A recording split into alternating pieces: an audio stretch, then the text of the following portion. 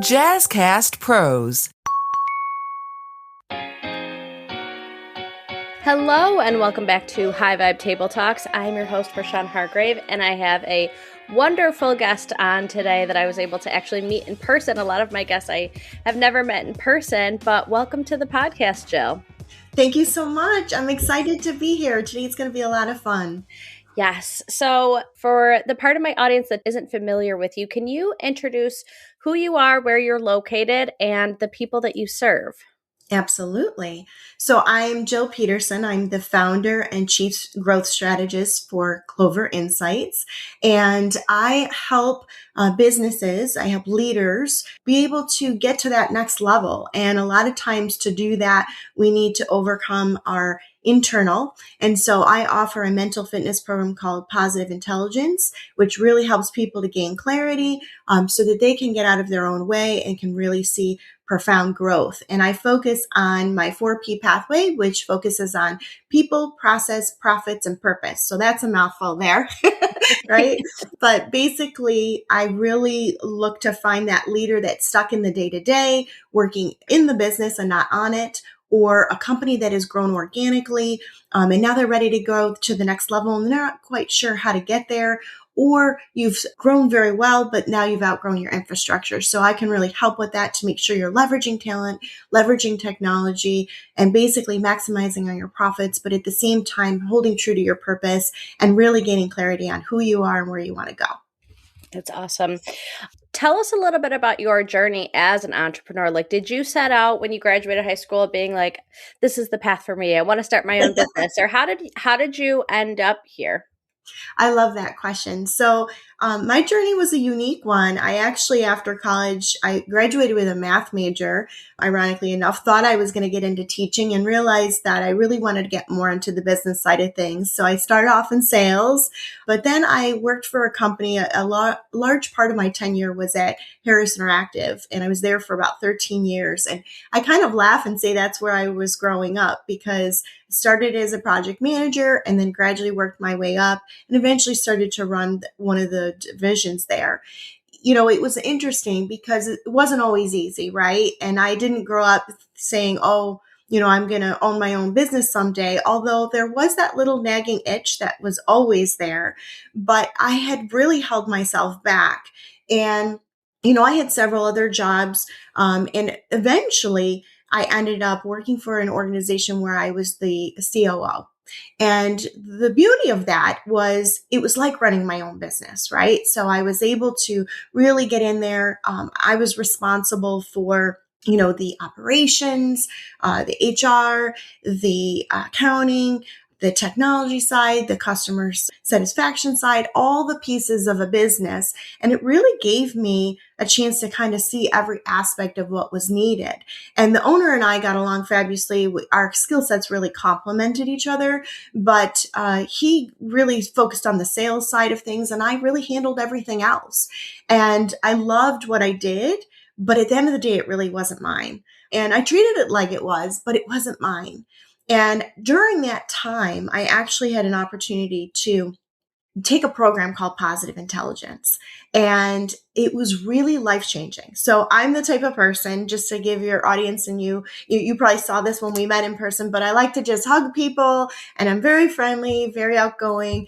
But I was happy and I thought I was living the life of my dreams. I had a husband, a nice home, 2 beautiful children, but I realized that after taking this positive intelligence program, which is a mental fitness program that helps us to overcome our judge and our saboteurs, and I realized I was holding myself back and I wasn't really doing what I was meant to do.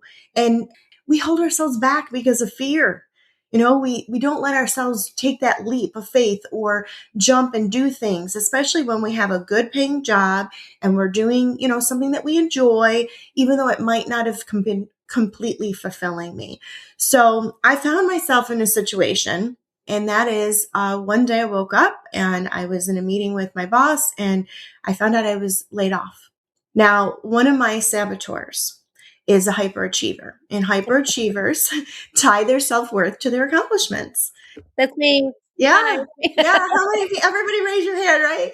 So we tie our self-worth to our accomplishments. And so losing my job was devastating. And I Mhm. immediately went to that fear factor of how am I going to pay for our house? How am I going to feed my family? What am I going to say to my parents? What are they going to think? Mhm. So it was really difficult. Now, and we'll tell you this, hyperachievers don't stay down for long. So, had I not taken the positive intelligence program, I would have definitely cried in my bed for a week, maybe ate a lot of ice cream, and then eventually gone out and found another COO job. And that would have been fine. But because I took the program, I woke up the next morning, and this is how quickly I was able to recover. And I still have it. I have a piece of paper that says day one of my new adventure. And I said, you know what? I'm going to start my own business. And I have not looked back since. And it's been 3 years. And I am loving what I'm doing. I didn't think I could be happier. I was already a really happy person, but I'm happier. I experience less stress. I don't have as much worry and anxiety. And I'm really doing what I was meant to do. So that was a very long answer to your question of how I got here. No, in preparation for our chat, you sent over the link for me to take that quiz, and that was my number one saboteur was high achiever. And what I think is really powerful about things like that is, as a society, we want everybody, in my opinion, we want everybody to be well-rounded. So like if you struggle with something, well, why don't you just get better at that? Like you just need to improve all the areas that aren't your top strengths. And I think we missed the mark there because, like you were saying, the owner and you had complementary skills. We did. And it wasn't that you needed to get better at what he was good at. It was that you needed to shine a spotlight on what you're good at. And so having awareness around our saboteurs, what our strengths are, what our weaknesses are, allow us to let go of what is not our zone of genius and really spotlight and uplift what is our zone of genius. And so I think that's such a powerful exercise, and like this is how I help the world, is like shining my brightest and not being like, well, so and so is better at X, Y, and Z, and so I need to get better at X, Y, and Z. And it's like, no, if I ever have the opportunity to hire them or collaborate with them and spotlight their highlights, then that's how we work together and make something even better. Absolutely. I think you hit on a couple of things that really bubbled up for me, which is we can't be all things to everyone. When Mm-hmm. we're all things, we're not good at anything. We're Mm-hmm. just doing a little of everything. Yeah. And it really is important to highlight your strengths because that's what makes you unique. Yeah. And when I learned about the positive intelligence program, learning about the different saboteurs, so there's 9 of them. Mm-hmm. And we can experience any one of those, but usually for most people, they have 2 or 3 that rise to the top for them. Yep. And as you said, there's a saboteur assessment. If any of your guests are interested in taking it, it is a free assessment. So they can just reach out to me. I would send them the invite. And it's great to have that awareness because Mm-hmm. here's what happens. Our saboteurs are actually our strengths that have been overused or abused. So it's when we use our strength at the wrong time. Mm-hmm. And the way I like to depict this for people is, most of us can agree that a hammer is a very good tool. I think a lot of people use hammers, even when you're not a carpenter or, a builder, you're still using a hammer to hang a picture. But we would not use that hammer to paint a picture. So Mm-hmm. it's really important to know when to leverage your strengths, and building that awareness around that can be so powerful. Mm-hmm. I'd like to pivot for just a second because this question has been like in the back of my head for a little while as you were talking about your journey, because it's definitely something that I relate to in my journey. Are there ways that you saw the business being run at your previous Mm-hmm. job that you either made sure to take with you as an entrepreneur or said, I see how they're running the business that way, I'm never going to run it that way? Absolutely. So when I talked about my 4P pathway, people's a big component. And I really believe that people is the power. When we invest in our people, when we take care of our people, when we leverage their unique talents, it is unstoppable what a business can do. You can have all the best processes in place. You can have all the best equipment in place. You can have, the best products and services. But at the end of the day, if you're not taking care of your people that are helping you to deliver that, then it all falls apart. And I definitely saw that throughout my career. So Harris Interactive that I mentioned, towards the end of my tenure, we really started experiencing a lot of different mergers and acquisitions, and that changed the culture, substantially. A lot of really great people either were let go or left on their own to start their own market research firms. And I just saw how people were being treated. And that was one area where I said, you know what, there are certain things that have happened here that I will absolutely never do. And then there were things that I did see, where people showed kindness, or a leader was a true mentor and they helped people to see their greatest potential. And those were things that I was like, I absolutely want to do that. And so I have absolutely brought that into my work, both in my business, with the folks that I interact with and partner with, and then as well as when I'm working with a client and how I help them to navigate their businesses so that they're really investing in that people component. Yeah, that's really great. And so when people come to you, what is like a majority of the things that they are struggling with? Is it the people component? Is it the process component? Like what do you see most clients who come to you and say, I need your help because I have this pain point? It really varies, right? Everybody's experiencing something different. But the one thing that I can tell you that is common for everyone is they think they know what the problem is, but they really Well, don't. that was going to be my next question. It's like, they say it's this, but what is it really? They think they know the problem. Oh, I don't have my processes written, or, I don't have a standard procedure that people are following, and there's not good quality checks, or, I'm not leveraging my talent in a way that is maximizing because I think I have the wrong people in the wrong seats. It really does vary. Everyone has different areas. The two top are the ones I just mentioned, probably the people component and then the processes. The operationally, a lot of times your business leaders that go out and don't let fear hold them back from creating a business, a true entrepreneur. They're usually your big picture, high, visionaries. Yeah. And so a lot of times their skill set is not what I bring to the table, which is that integrator, that person that can take that big idea and then make it happen. So that is really one of the biggest challenges that I see, is that they have these ideas, but they then don't know how to implement them, or they don't have the right people in place that can implement them for them. So that's probably one of the biggest things, but it really is, they don't always know that that's it. They'll come to you with something else, thinking that they have an issue with an employee, or that they have, like I said, the processes are not documented, they're not really leveraging technology. So, what would you say? Because, like you were talking about the entrepreneur, someone who doesn't necessarily let fear hold them back. They are ambitious. They like to, just go all in. And what I have found with a lot of entrepreneurs is like their business is their baby. And they have created processes because that was what needed to happen at that time. Maybe they hadn't hired anybody. And so they put a process in place that worked for them at that moment in that season.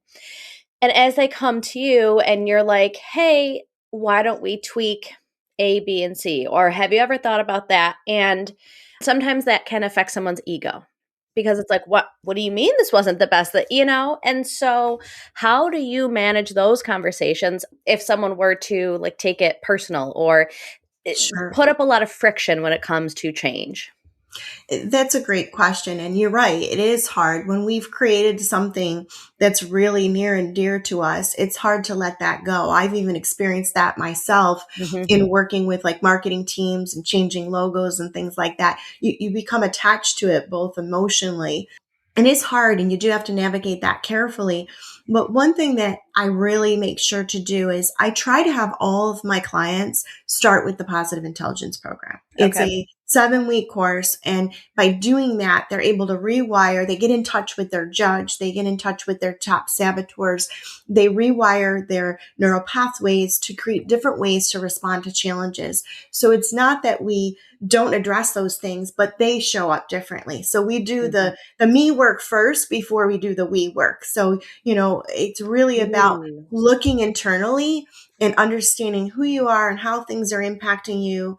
And then how we show up is how we can then move forward. So I really have everyone go through that first. If someone really doesn't want to do it, I'm not going to not work with them. But my super unique power is that I do walk the line between consultant and coach. And so I can usually meet people where they are. And so Mm-hmm. I just usually show up with a lot of empathy and understanding, let them get through what they need to get through to understand why we're making the suggestions we're making. And at the end of the day, you're going to do what you want to do. Yeah. You're going to do what your gut tells you feels right.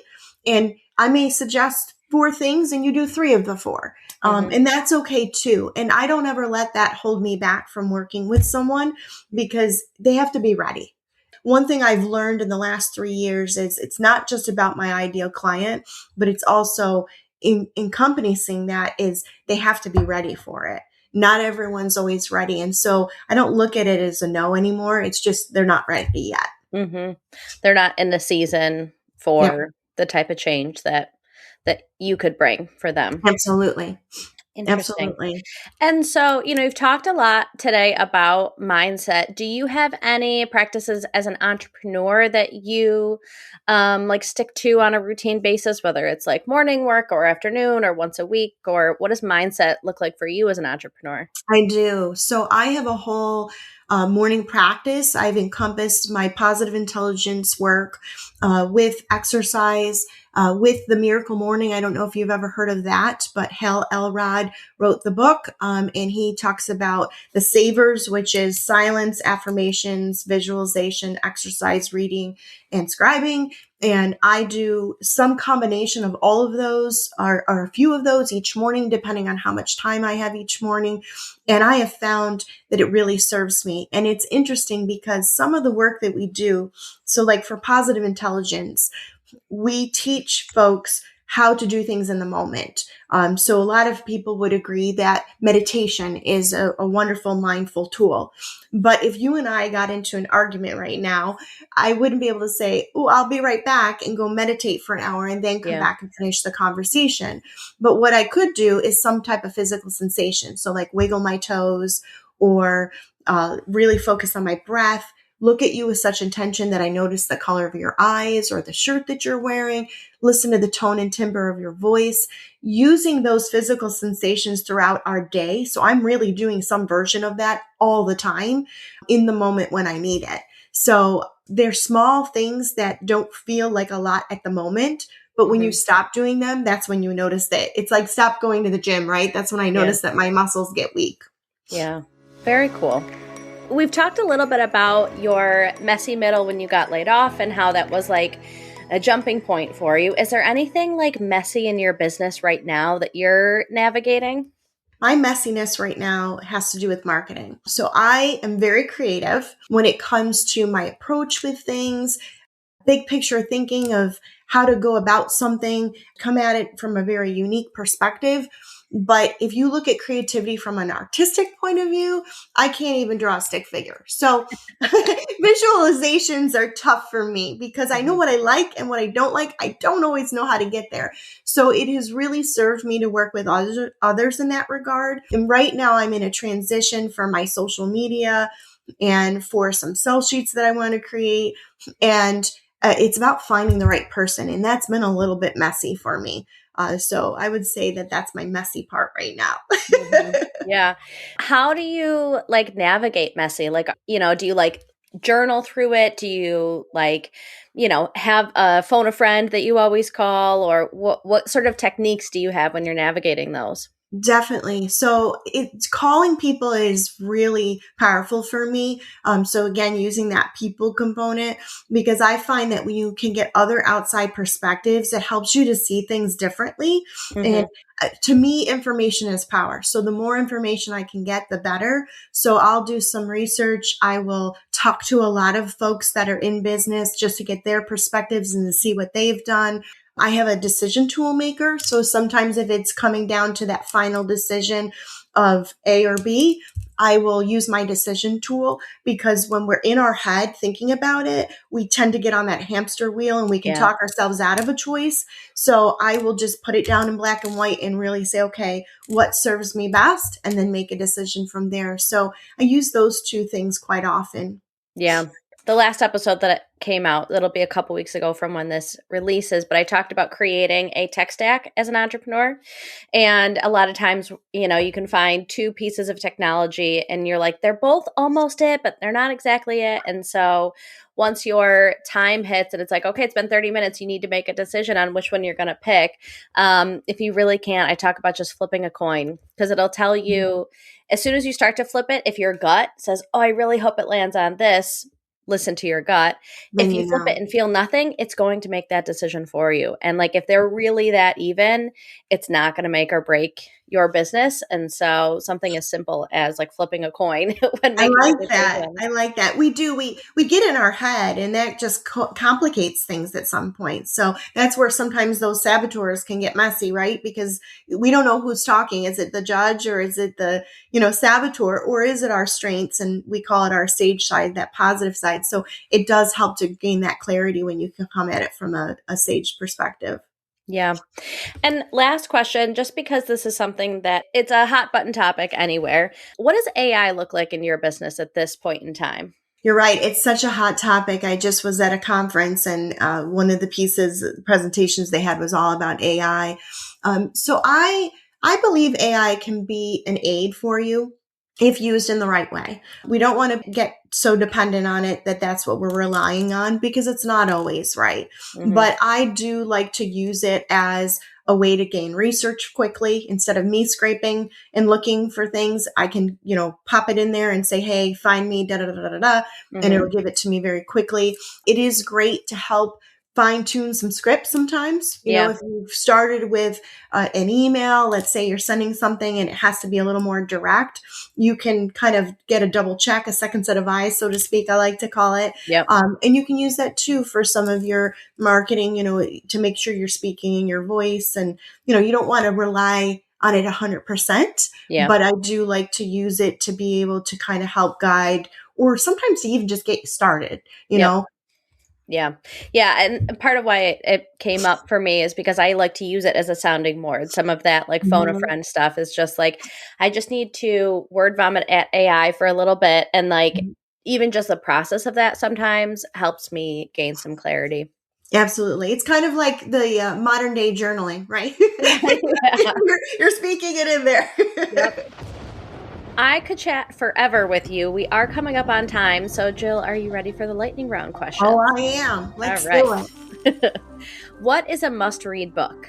A must-read book is, I would say, Atomic Habits by James Clear.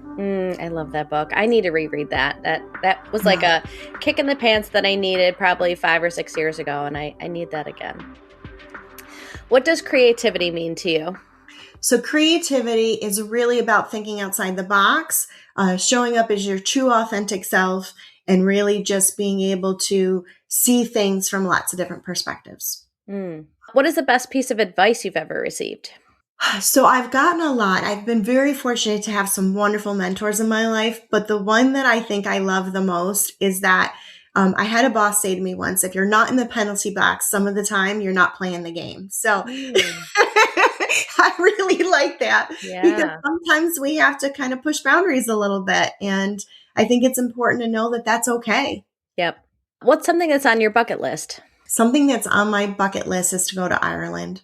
Oh, that's on my bucket list too. Actually, we're talking about when I turned 30, I said on my 40th birthday, I want to be in Ireland, and that is May of 2027. So Okay.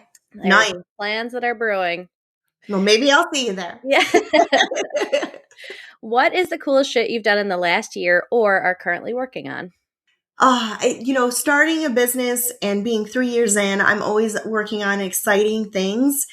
So I thought a lot about this, and I think the coolest thing that I want to share is that last March, so going back about a year ago, I was able to speak at the Women Empowering Women Conference in front of 500 people. Mm-hmm. And the reason why that was so cool is because standing on a stage, so I stood on a stage my first year of business, and it was only about 75, 80 people, but I was scared to death. Here I am talking about the judge, and my own judge was having a heyday. Yep. So I got off that stage and I made it my mission to start to feel a little more comfortable about that, because I'm very good one-on-one. I'm good with teams. Small groups are fine, but that big audience of 500 people scared me. And I didn't want that fear to take hold. So I did Toastmasters, and that allowed me to kind of gain some additional skills that made me feel more confident. And I stood on that stage a year ago and I knocked it out of the park. And I really feel proud of that. And the reason why that bubbled up for me now is because when I was talking to a friend, I said something about, I was talking about a workshop that I was going to join, and that I had reached out to someone to ask, is this apply to experienced speakers? And she stopped me on my tracks and she goes, Jill, did you hear what you just said? You called yourself an experienced speaker.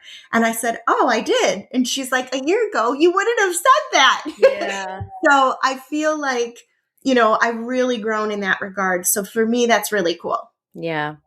And what I hear so much in your answers too, and I just want to highlight this for a second, is the importance of community.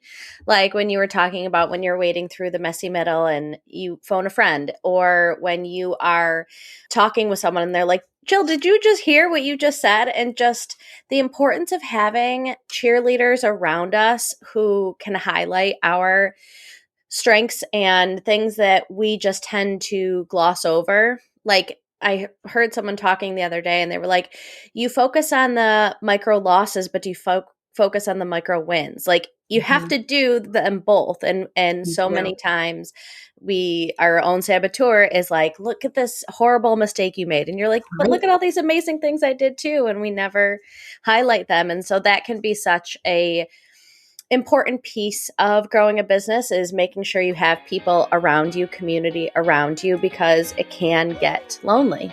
100%. I agree. Yeah. Absolutely.